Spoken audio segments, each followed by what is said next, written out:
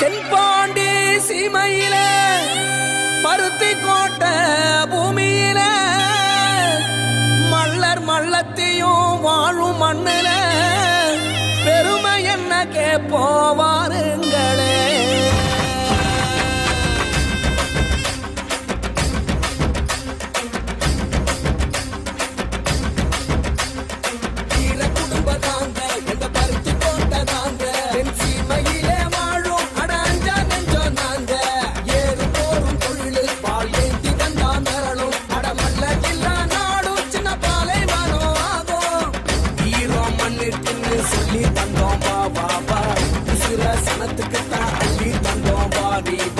மலைய செதற வைக்கும் புலி போல கொண்டோம் வா, உலைய நீயும் வைக்க புரிது நாங்க தந்தோம்.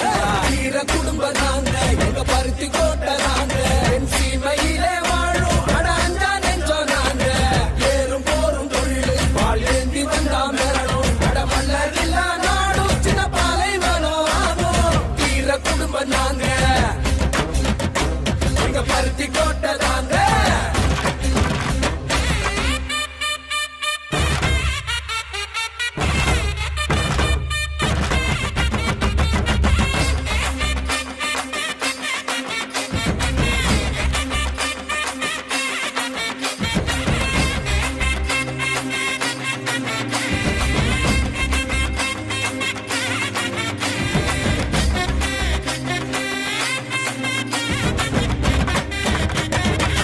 வயலும் ஊரையும் காத்த வீரந்தாண்டா, குருதி கரையும் வர விவசாயம் கொண்டவண்டா.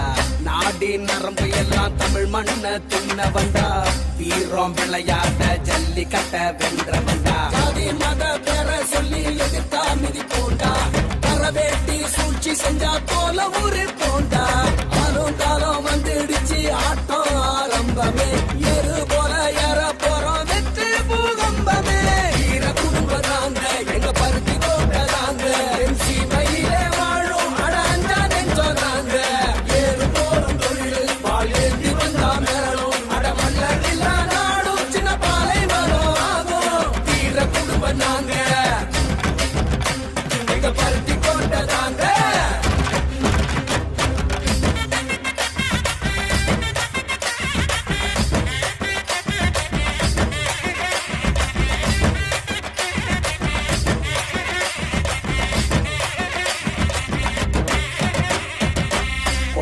குட்டிக்கெல்லாம் படிப்ப அள்ளி தந்தோண்டா, உழவு பாடம் கூட விதைச்சு ஊட்டி விட்டோண்டா. உயர்வு தாழ்வு இல்லா சமத்துவத்தை கொடுத்தோண்டா, மதுவும் போதைக்குள்ளே எதிர்த்து குரல் கொடுத்தோண்டா. மன்னர் வழி வந்த குலம் எங்க குலந்தாண்டா, திறனுக்கே வகை சுடும் வீர வம்சம் தாண்டா. நம்ம சனம் கை கோத்தா நாளை பொற்காலம், ஒண்ணு கூடி சேர்ந்து நின்னா வாழ்வே கொண்டாட்டம். வீர குடும்பம் நாங்க, வீர குடும்பம் நாங்க, எங்க பருத்தி கோட்டை நாங்க, என் சீமையிலே வாழும் அட அஞ்சா நெஞ்சோ நாங்க. ஏறு போரும் தொழில் பால் ஏந்தி வந்தா மிரளும், அட மல்லர் இல்லா நாடும் சின்ன பாலைவனம் ஆகும். வீர குடும்பம் நாங்க, எங்க பருத்தி கோட்டை நாங்க.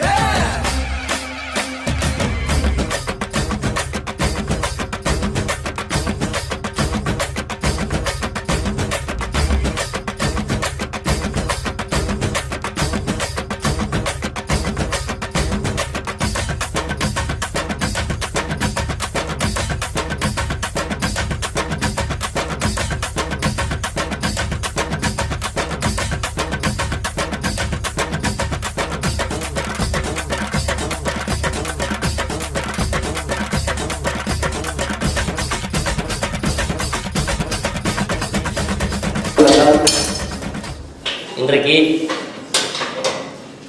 நமது ஏரிக்கு ஒரு திட்டம் தயாரித்து தொட்டியம் வட்டாட்சியர் அலுவலகத்தில் நடந்த ஒரு நிகழ்ச்சியில் வாழப்பட்ட மைதானத்தில் ஒரு பொதுக்கூட்டத்தையும் 3 கிராம மக்களையும் இணைத்து ஒரு பொதுக்கூட்ட பேரணியை நடத்தி இங்கு வந்திருக்கிறோம். அந்த நிகழ்ச்சிக்கு வந்திருந்த சுவாமி ராஜதேவ சுவாமிகள் அவர்கள் நமது கிராமத்திற்கு முதன்முறையாக வர வேண்டும், நம் மக்களோடு பேச வேண்டும் என்ற அவாவில் அழைத்து வந்திருக்கிறோம். தயவுசெய்து ஐயா சுவாமிஜி அவர்களின் ஆன்மீக சொற்பொழிவையும் கலந்துரையாடல் கலந்து கொண்டு நமது வரலாறையும் நீங்கள் அறிந்து கொள்ள வேண்டும் என்ற ஆவாவில் தான் அழைத்து வந்தோம். ஏனென்றால் சமூக வரலாறு என்பது மனித வரலாற்றின் ஒரு அங்கம்.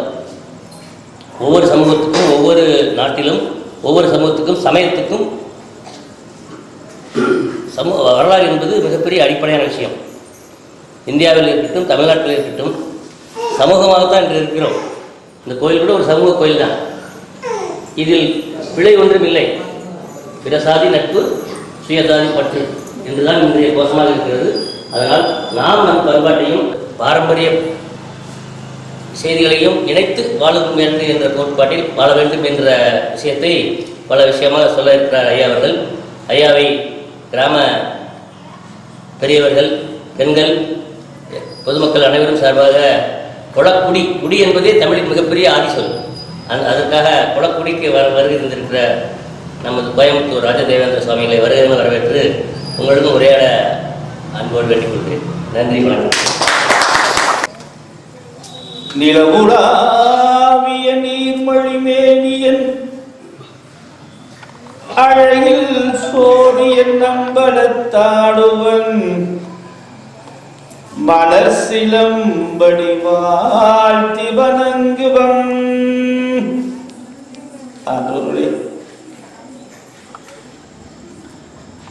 சான்றோர்களே, பக்த கோடி மக்களே,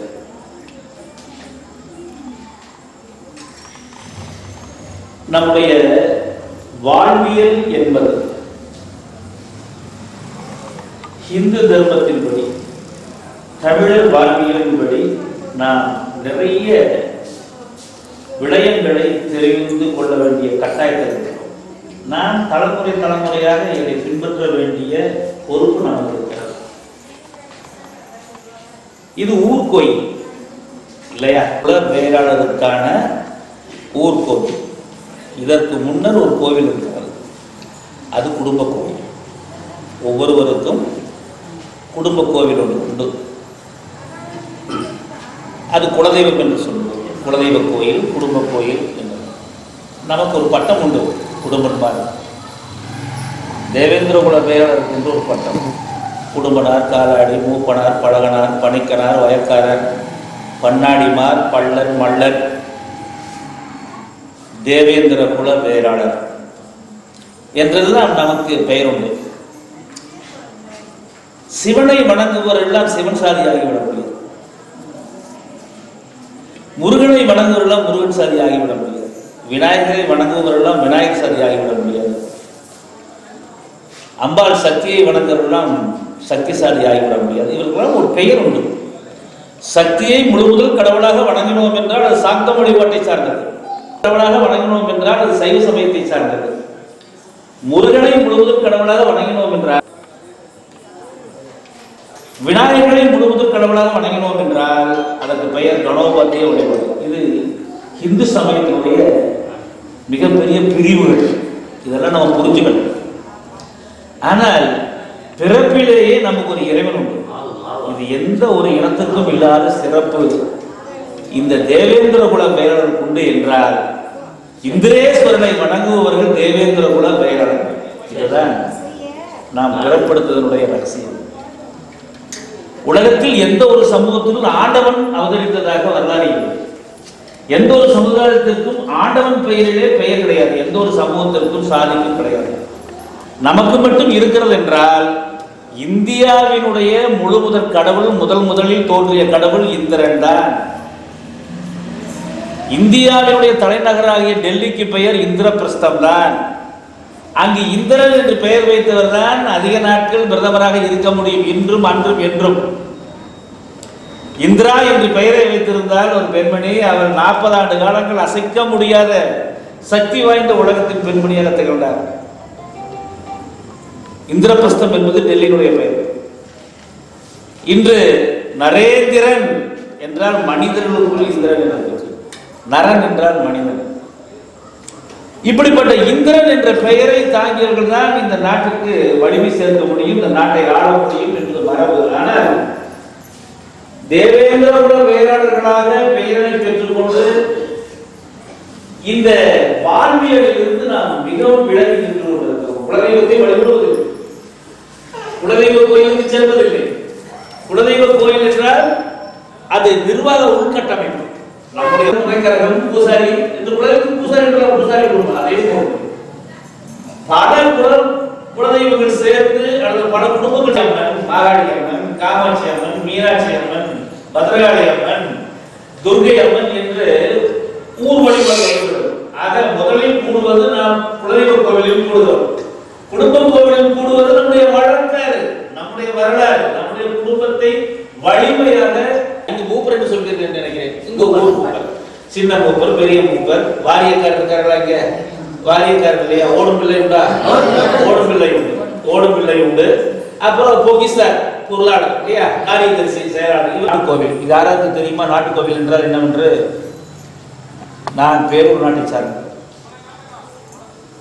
சோழ மண்டலத்துடைய மேற்கு எல்லை பேரூர் பட்டீஸ்வரம். இந்த பட்டீஸ்வரத்தில் குடிமகனாக நான் இருக்கிறேன். இந்தியாவில் மொத்தம் 3 பட்டீஸ்வரங்கள் உண்டு. ஒன்று கங்கைக்கரை பட்டீஸ்வரம். கங்கைக்கரையில் இருக்கக்கூடிய பட்டீஸ்வரம் மன்னர்களால் உருவாக்கப்பட்டது, தமிழர்களால் உருவாக்கப்பட்ட பட்டீஸ்வரம். அந்த பட்டீஸ்வரத்துக்கு பின்னர் தஞ்சாவூரிலே இருக்கக்கூடிய பழையாறை பட்டீஸ்வரம், அதற்கு பின்னர் இருக்கிற பட்டீஸ்வரம் பேரூர் பட்டீஸ்வரம், கோவை பேரூர். இந்த பேரூர் நாட்டின் குடிமகனாக அடியேன் இருக்கிறேன். எங்களுக்கு நாட்டு கோவில் பேரூர். அதே போன்று உங்களுக்கு நாட்டு கோயில் இருந்தாக வேண்டும். என்ன கோயில்? எங்க நாட்டு கோயில் எல்லா கோயிலும் ஒன்று இருக்கணுமே. இல்ல, இது ஊர் கோயில் பொதுவாக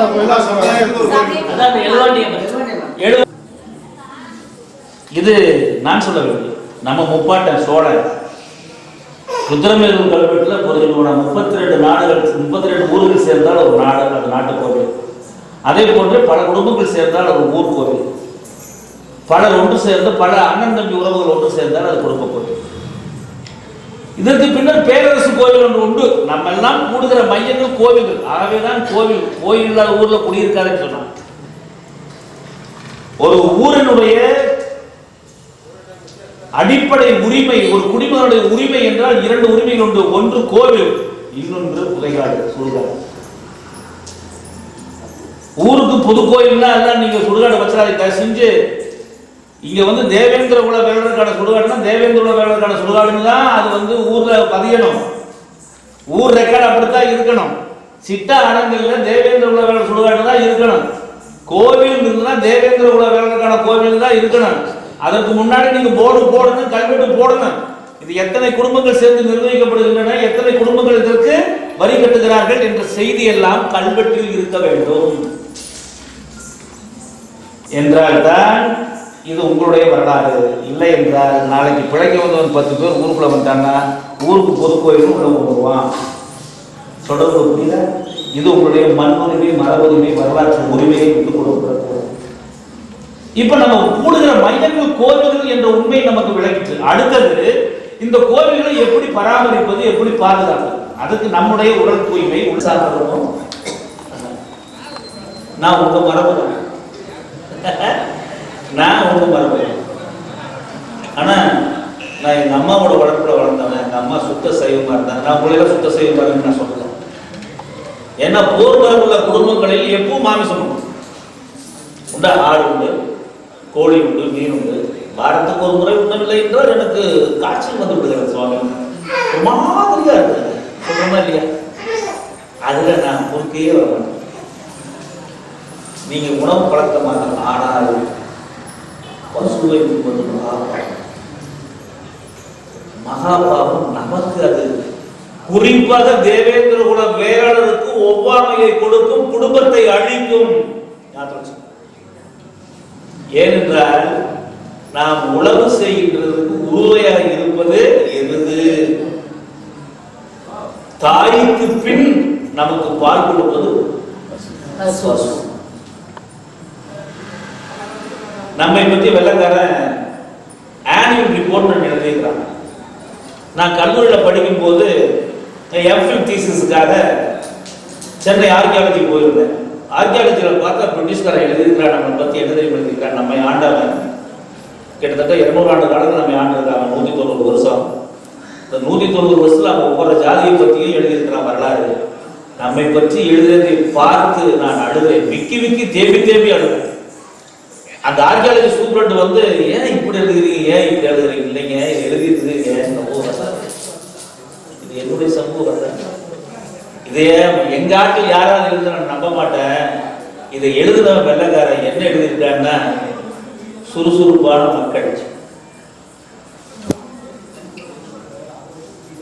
விவசாயத்தை முழு முதலாக செய்கிற மக்கள், சிவனை தன்னுடைய முழுவதும் கடவுளாக வணங்குகிற மக்கள், ஒற்றுமையாய் வாழ்கிற மக்கள், மத மாற்றத்தை எதிர்க்கிற மக்கள்,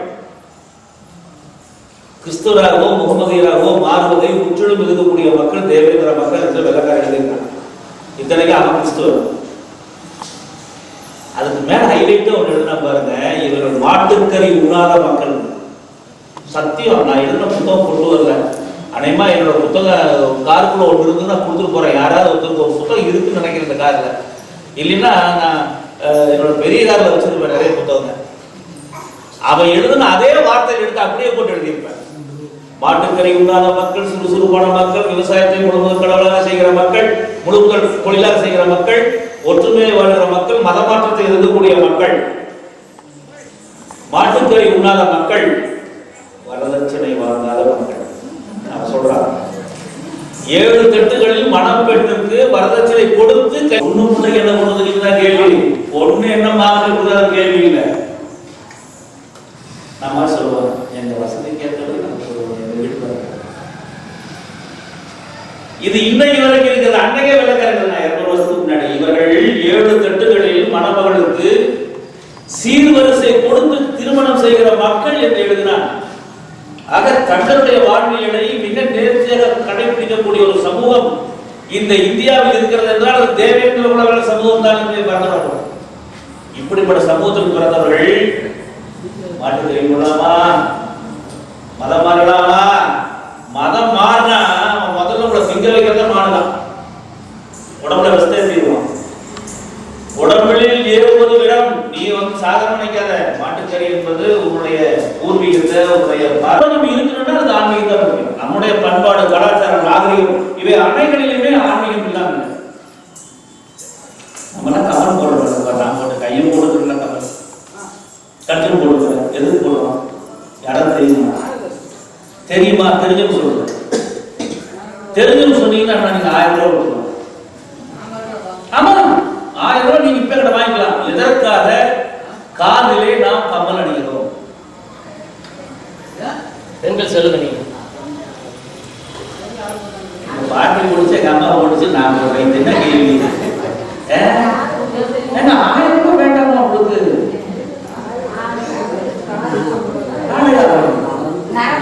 நரம்பு சம்பந்தப்பட்டது. ஏன் காது போடணும்? நான் 1000 ரூபாய் நான் இப்ப ரெடியா இப்ப பர்சனல் காசு எடுத்து. ஆமா, யார் சொல்லணும்? யோசனை பண்ணி சொல்லுவேன். 1000 ரூபாய் பரிசு அம்பாளுக்கு முன்னாடி சொல்லியிருக்கேன். எங்க அம்மா முன்னு பார்த்து பார்த்து முறைப்பா, ஏன்னா என் மக்களை கொடுக்க திட்டம் எனக்கு தெரியுது. பட் இருந்தாலும் வேற வழி இல்லை. அவளும் காதல் போட்டுக்கல. ஏன் ஆண்டவனுக்கு நகை போட்டு அழகு பார்க்கிறோம்? அடுத்த கேள்வி வரும், ஏன் ஊர்ல நம்ம வந்து ஆத்தாளுக்குன்னு 50 ரூபாய் 100 ரூபாய் நகை சேர்த்து வச்சுக்கிறோம்? ஏன் வீட்டுல பெண்களுக்கு நகை போட்டு வைக்கிறோம்?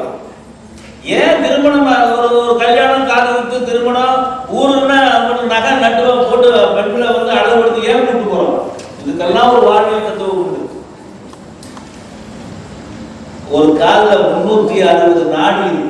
1-2 நாடி காலில் மட்டும், ஒரு காலில் 360. இந்த கொடுக்கணும். ஒன்று இது வந்து அறிவியல் பூர்வமான மெடிக்கல் ரீதியான உண்மை. அடுத்தது லைஃப் பிலாசபி ஒன்று. இப்போ ஆண்களுக்கு காப்பு போடுவான், ஆண்களுக்கு சீவி சிங்காரிச்சு பெண்கள் நகை விதமா அவர் கொண்டு வருவார். எதுக்கு? என் குடும்பம் ஒழுக்கமான குடும்பம் பாருங்க, என் குடும்பம் ஒழுக்கமான குடும்பம், நான் பொருள் அப்படி வச்சிருக்கிறேன். எதிர்பார்க்கறது கல்யாணம். அப்ப நம்ம கட்டுப்பட்ட வாழ்க்கைக்குள்ள நம்ம வர முடியும். ஏதோ கோயிலுக்கு வா போலாம், சாமி கும்பிட்டு வரலாம் போலாம். இன்னும் பசங்க சொன்னாங்க, நான் போய் கோயிலுக்கு போய் சைட் ஸ்டோர் கூட போட்டாரு. இன்னைக்கு இருந்து ஒரு 200-250 பேர் கூட்டி எல்லாம் படித்தவர்கள் வந்திருந்தார்கள், பண்பாளர்கள் வந்திருந்தார்கள். நிலத்தையும் இந்த பஞ்சபூதங்களையும் காதலிக்கக்கூடிய காதலர்கள் தினமாக இன்று மதியழகன் அவர்கள் இந்த மண்ணை காப்பாற்றணும், இந்த மண்ணின் மரபுரிமை காப்பாற்றப்பட வேண்டும், இந்த மண்ணினுடைய பண்பாடு காப்பாற்றப்பட வேண்டும். ஏன்னா அவர் பெங்களூர்ல செட்டில், அவருக்கு எந்த குறையும் இல்லை. குழந்தைகள்லாம் ஃபாரின் செட்டில் ஆயிட்டாங்க. சரி, இவர் அமைதியாக போயிருக்கலாம். இப்போ எங்களை மாதிரி ஆளு கூட வந்து ரிஷிகேஷ், காசி அப்படி இப்படின்னு தமிழ்நாடு கூட தெரியலான்னு அவர் அப்படி எடுக்கல. என் கோயிலுங்க, எங்க கொலக்கொடி என் கோயில், அதனாலதான் கொலக்கொடியான் மதியழகன் ஒரு பேர். இந்த ஊர்ல பிறந்தவங்கள கொலக்கொடியான்னு பேர் வச்சிங்களா? இல்ல, இன்னைக்கு அவர் பேர் கொலக்கொடியான் மதியழகன். விஞ்ஞானிக்கிறதெல்லாம் அப்புறம். நிலத்தடி நீரை பெருக்க வேண்டும், நிலத்தில் உள்ள குளத்தை பெருக்க வேண்டும் என்றால் அகில உலகமும் இன்று நீருக்காக போராடுகிற 3ஆம் உலக யுத்தம் வந்ததுன்னா அது நீருக்காக தான் வரும்.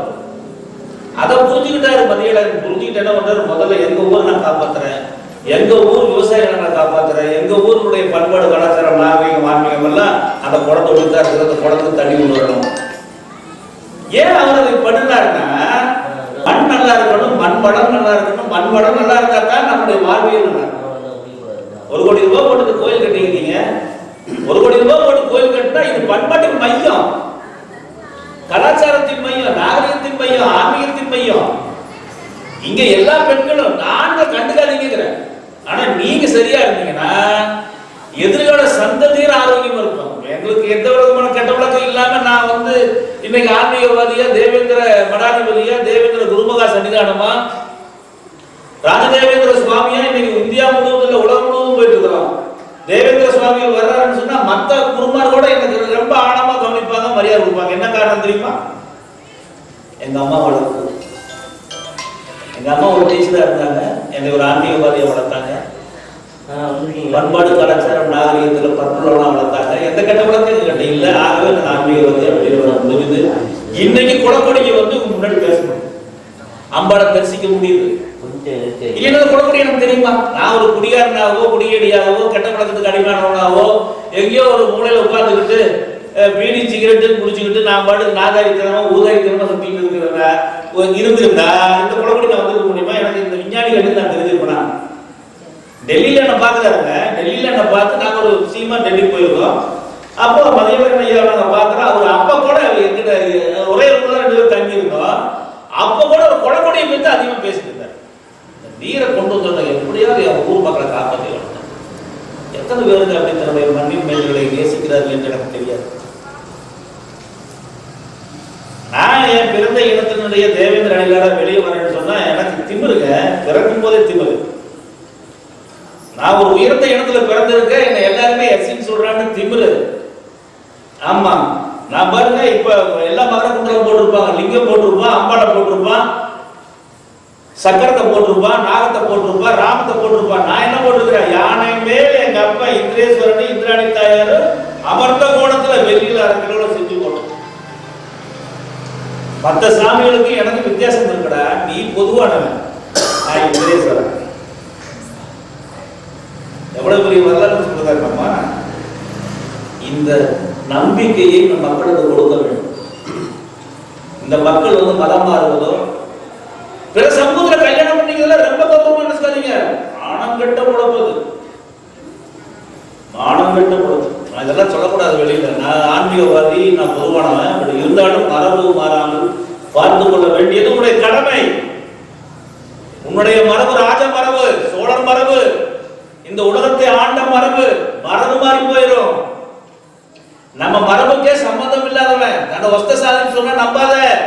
உன்னை விட உயர்ந்தவன் உலகத்தில் எவனும் கிடையாது. உழுந்து வாழ்வாரை வாழ்வார், மற்றெல்லாம் தொழுது பின் செல்வார். நம்ம தான் உலகம். வள்ளுவன் சொன்னான். வள்ளுவன் சொன்னான்,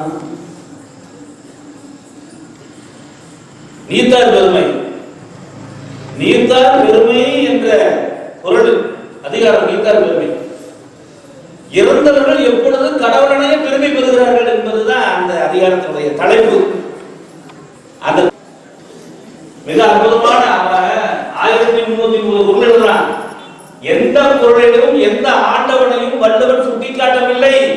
அவன் சுட்டிக்காட்டிய ஒரே ஒரு இறைவன் நம்முடைய இந்திரன் மட்டும்தான். ஏன்னா வள்ளுவன் வழங்கிய கடவுளும் இந்திரன் தான். ஐந்தவித்தான் ஆற்றல் அக விசும்புலார் கோமான் இந்திரனே சாடும் கரி என்று சொன்னார். எவனொருவன் தன்னுடைய ஐம்புலன்களையும் அடக்கி ஆகிறானோ அவன் விசும்புலார் கோமான் என்றார். சிவனா இருக்கலாம், பார்வதியா இருக்கலாம், விநாயகனா இருக்கலாம், முருகனா இருக்கலாம், காளியம்மா மௌலியா, எல்லாத்துக்கும் யாரா கடவுள்னா யாரா அரசன்னா இந்திரன் தான் அரசன். ஆகவேதான் விசும்புலார் கோமான் இந்திரனே சாடும். வாழ்க்கைக்கு இந்திரன் தான் சாட்சி ஆவான். எல்லா அம்பாளுக்கும் நம்ம இந்த அம்பாள் என்ன சொல்றோம்? மாரியம்மன் அம்மன் தான் சொல்றோம். காளியம்மன், மாகாளியம்மன் இல்ல அம்பாள் இப்படிதான் பேரு. ஒரே ஒருத்தைக்கு மட்டும் ராணின்னு பேரு. யாரு தெரியுமா? யார் இந்த ராணி? ஒருத்திக்கு தான் ராணின்னு பேரு. எல்லா பெண் தெய்வத்துக்கும் அவள் தான் ராணி. இந்த ராணி ஒரே இந்த ராணி எவ்வளவு பெரிய பேரு. உன் பிறவிலையும் கூட இந்திராணிங்கிற பெருமை இருக்கே. யாருக்காவது வருமா? யாராவது பேருக்கு பின்னாடி தேவேந்திரன் வச்சுக்கலாம். ராஜதேவேந்திர சுவாமியும் நான் வச்சிருக்கேன். மதியழகன் தேவேந்திரன் வச்சாரா? கொடக்கொடியான் தேவேந்திரன் பேரு. அட்லீஸ்ட் கொடக்கொடியான் தேவேந்திரன் வச்சுக்கலாம். நான் ஒரு 50 வருஷத்துக்கு முன்னாடியே ராஜதேவேந்திரன் பேர் வச்சிட்டேன். தமிழ்நாட்டில் முதல்ல ராஜதேவேந்திரன் பேர் வச்சது அடியும் தான். அதுக்கப்புறம் நிறைய பேர் வச்சாங்க. இருக்கின்ற மிகப்பெரிய லிங்கத்தின் பெயர் என்ன தெரியுமா? இந்திரலிங்கம். எத்தனை பேருக்கு தெரியும்? தெரியுமா? முன்னாடி யாராவது இந்திரலிங்கம் தான் அது. இந்திரலிங்கத்துக்கு தான் அவன் பூஜை பண்ண. ஆகவேதான் உலகத்தின் பல பகுதிகளை அவனால் வெல்ல முடிந்தது. ஏனென்றால் இந்திரன் என்றால் யுத்த கடவுள் என்று பெயர். ராஜேந்திர சோழன் கட்டிய கோவில் கங்கை கொண்ட சோழபுரத்தில் இருக்கக்கூடிய லிங்கத்துக்கு பெயரும் இந்திரலிங்கம் தான். அப்படிப்பட்ட மரபுல பிறந்த நீங்க இப்படி பக்தியா இருக்கணும். எனக்கு ரொம்ப மகிழ்ச்சி. ஏதோ சாமி பண்ணாதீங்கன்னா வந்தேன் பயன்படுது வந்தது சரி பார்க்கறதுல இத்தனை பேர் வந்துருக்கீங்க பாருங்க. எனக்கு அவ்வளவு பெரிய மகிழ்ச்சி. உங்களுடைய மரபு, உங்களுடைய பக்தி. ஆண்கள் எல்லாம் கர்மயோகிகள். கர்மயோகா, பக்தி யோகா, ஞான யோகா என்று பல யோகங்கள் உண்டு. ஒரு கோயில வெயிட் பண்ற சாமி, ஒரு குடும்ப சாமி, ஒரு கர்மயோகி. கடவுள் பெண்கள் பக்தி யோகம் சரியா இருப்பாங்க. அவங்க பக்தி குழந்தைகளை வளர்ப்பது, வீட்டை பராமரிப்பது, கோயிலை பராமரிப்பது, கெட்ட பழக்கங்கள் இல்லாமல் குழந்தைகளை பக்தி மயத்தோடு வளர்ப்பது. இதை நீங்க எல்லாம் செய்யணும். இனி டெய்லி எல்லாரும் கோயிலுக்கு வரணும், டெய்லி சாமி கும்பிடணும், டெய்லி இங்க வந்து பஜன்ஸ் இருக்கு. உங்களுக்கு தெரிந்த பாடல பாடுங்க. மற்றவங்க கூட வேண்டிய அவசியம் இல்லை. உங்களுக்கு என்ன பாட்டு பாடுறது 10 மகளிர் அமருங்க, உங்களுக்கு தெரிஞ்ச பாடல பாடுங்க. அபிராமி அக்கா இருக்கிறாங்க, தேவாரம் திருவாசகம் இருக்குது. அதை வந்து உங்களுக்கு இதுலயே விற்கிறாங்க. இப்பெல்லாம் பென்ட்ரைவ் தானுங்க, பென்ட்ரைவ்லயே விற்கிறாங்க. தேவாரம் திருவாசகம் எல்லாம் போட்டு நிம்மதியும் பாடுங்க. அப்படி பாடும் பொழுது நமக்கு தேஜஸ் கிடைக்கும். முகத்துல குடும்பத்துல கஷ்டங்கள் தீரும். மாசல் வீணையும் மாலை மதியமும் வீசு தென்றலும் வீங்கிட வேரிலும் ஊசு வண்டரை பொய்கையும் போன்றதே ஈசன் எந்த இணையடி நிழலேன்னு கொஞ்ச நேரம் மனமுருகி இறைவனை வேண்டணும்னா நம்முடைய கஷ்டங்கள்லாம் போயிடும், நல்லது நடக்கும். செய்வீங்களா? திருவிழா தொழில பண்ணுவீங்களா? 108 மகளிர் 108 மகளிர் நம்ம இருக்கீங்க எல்லாம் வீட்டுல பச்சமா பெண்களும் பச்சமா எல்லாத்தையும் நீங்க குடம் போடுங்க. ஏதாவது தேவைன்னா நீங்க மதிவகன் ஐயா கிட்ட பேசுங்க. இல்ல என்றைக்காவது ஒரு நாள் தேவைன்னா அடியானுக்கு அழைப்பு கொடுங்க. திருவிழா பூஜையெல்லாம் வந்து அருமையா நடத்தி கொடுப்போம், சிறப்பா செஞ்சு கொடுப்போம். ஆக கோருடைய மன்னர்கள் மரபை போற்றி, கோருடைய மன்னர்கள் மாண்பை போற்றி, குடையுடைய வேந்தர்கள் படையை போற்றி, மும்மாடை அணிந்தை முன்னோர் போற்றி, பூவேந்தர் வடிவந்த இந்திர மரபை போற்றி, இந்திர விழா கண்ட இனமே போற்றி போற்றி என போற்றி உலகில் திருநெல்வேலி. நன்றி, வணக்கம். ஜெய் தேவேந்திரா. இவ்வளவு நேரம் பொறுமையாக ஐயாவின் சொற்பொழிவையும் கலந்துரையாடலையும் பங்கேற்று